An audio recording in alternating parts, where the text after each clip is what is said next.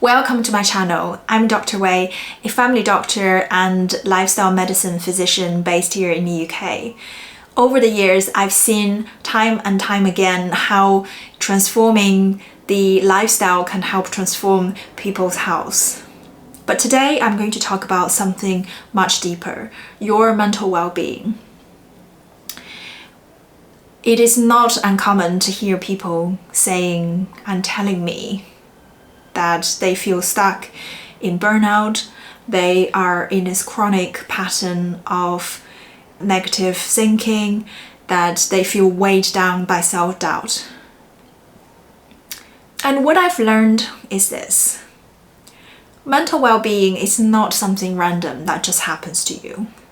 It is something that you can build through daily habits that you cultivate that can change the way you view your surroundings, that view your environment and the experience that you have on a day-to-day basis. I'm going to share today 5 simple but powerful habits to cultivate and develop that can help to transform the way you experience your life.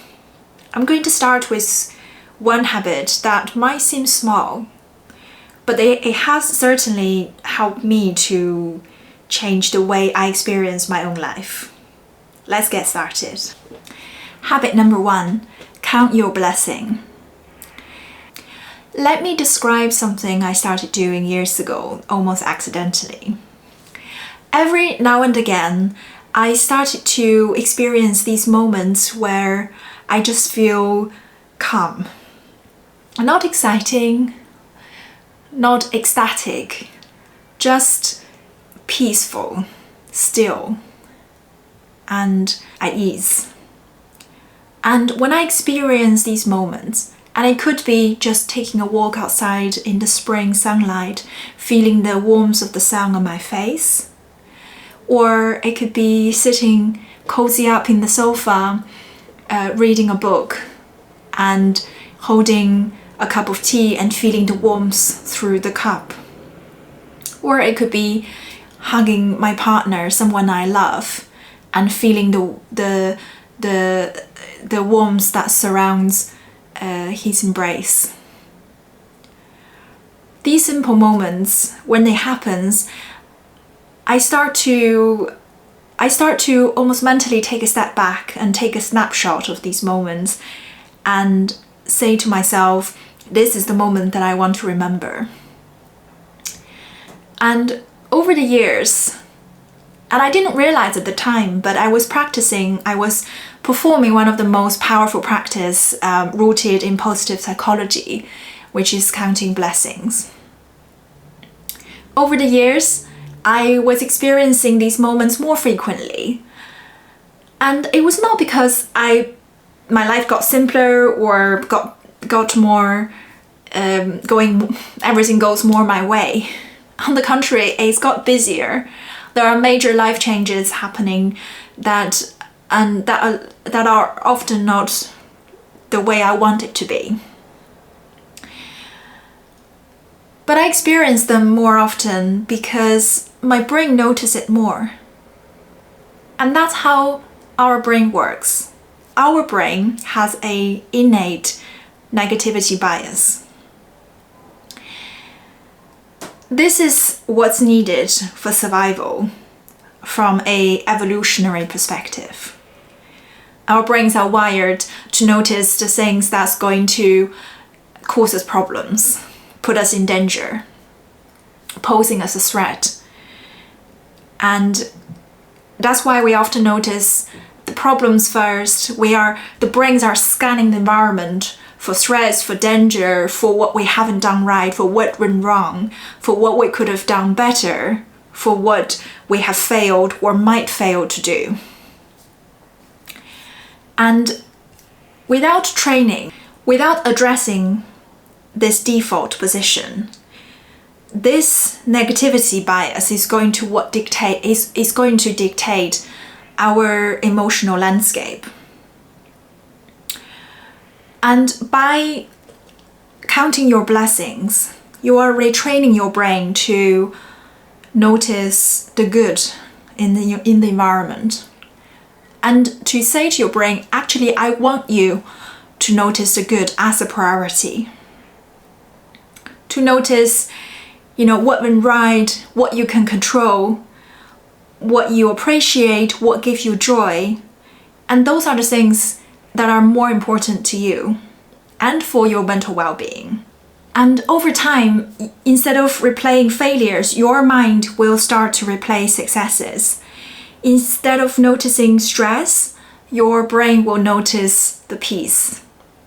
And over the time, it will not only improve your mood, most importantly, it will help to reshape and redefine your identity.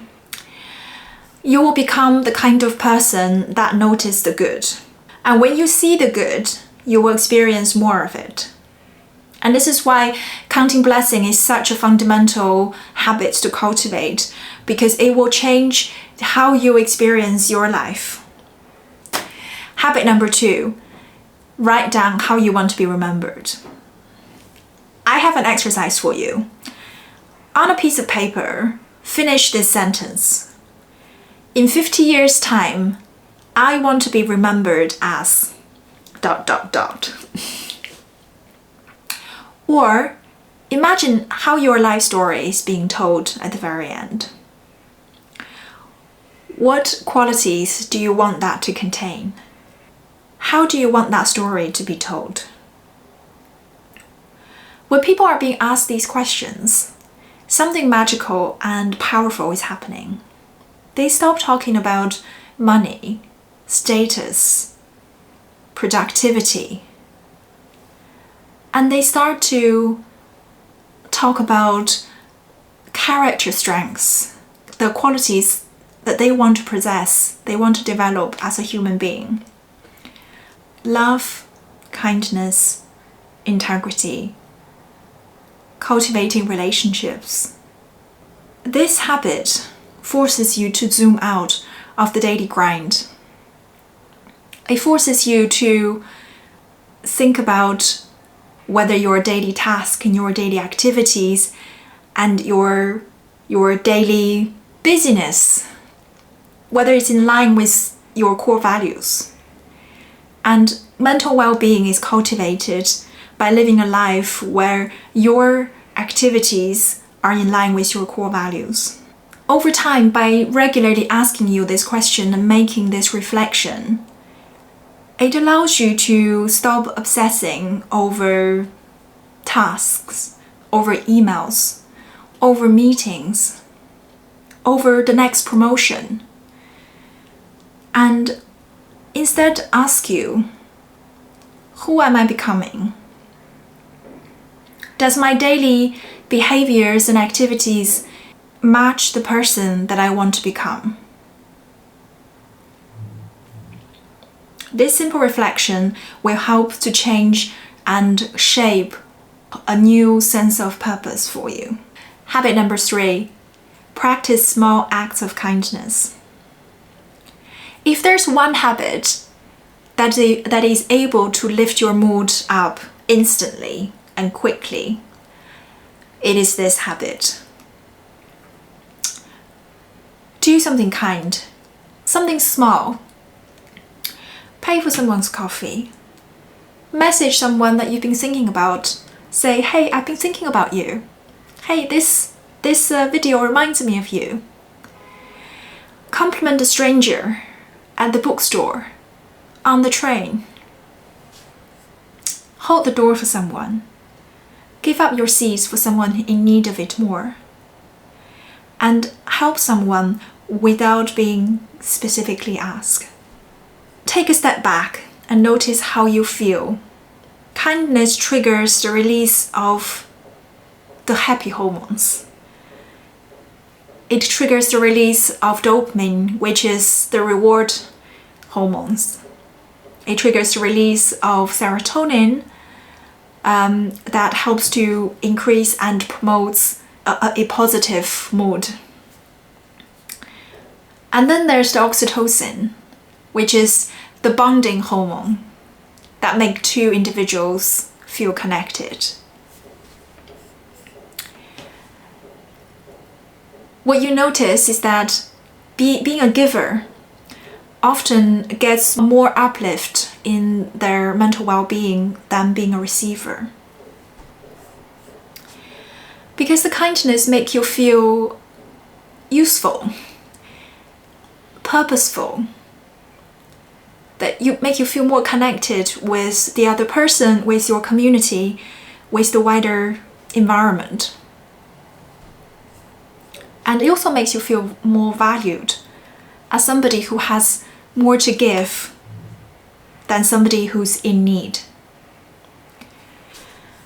And most importantly, it shifts your focus from your internal self, from your problems, from your worries that focuses on you, to your wider environment, to your community, to humanity. And this isn't just about being a good person. It's about building a mental environment where you feel uplifted rather than being emotionally drained. Habit number 4, do something that's meaningful to you. We live in a world where people prioritize comfort all the time. We do activities that make us feel good at that moment. Watching TV, doing things that creates distractions like scrolling through social media. But mental well-being comes more from meaning than pleasure. Meaningful activities are essential in promoting emotional well-being. These are activities that doesn't necessarily feel good at the time. It may be hard work, but it creates lasting emotions, it creates lasting effect, and also are activities that are more in line with your values.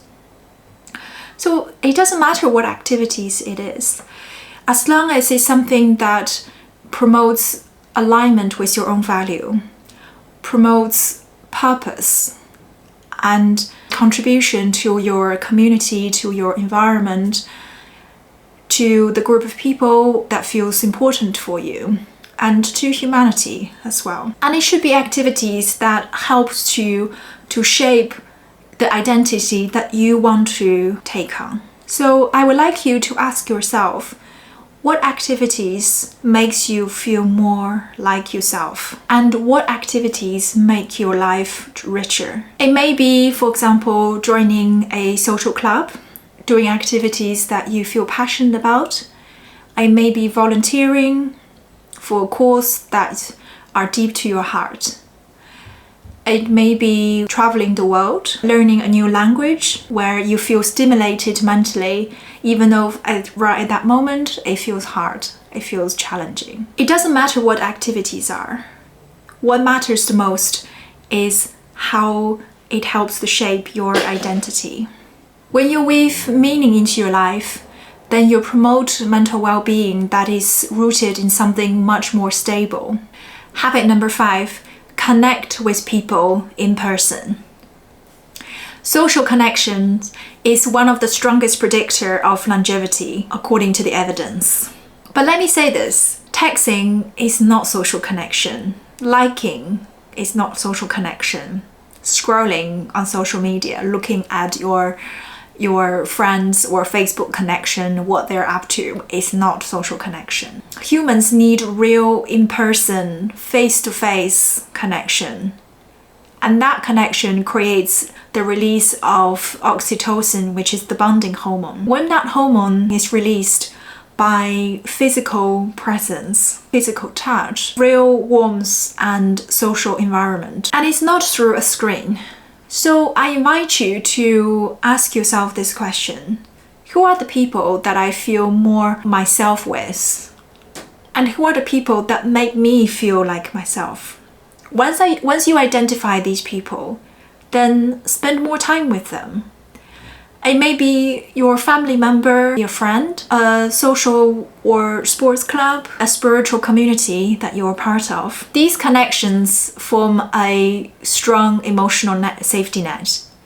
And this safety net is one of the strongest predictors of mental resilience. So that's it. It's 5 habits that for me is the most important, improving mental and emotional well-being.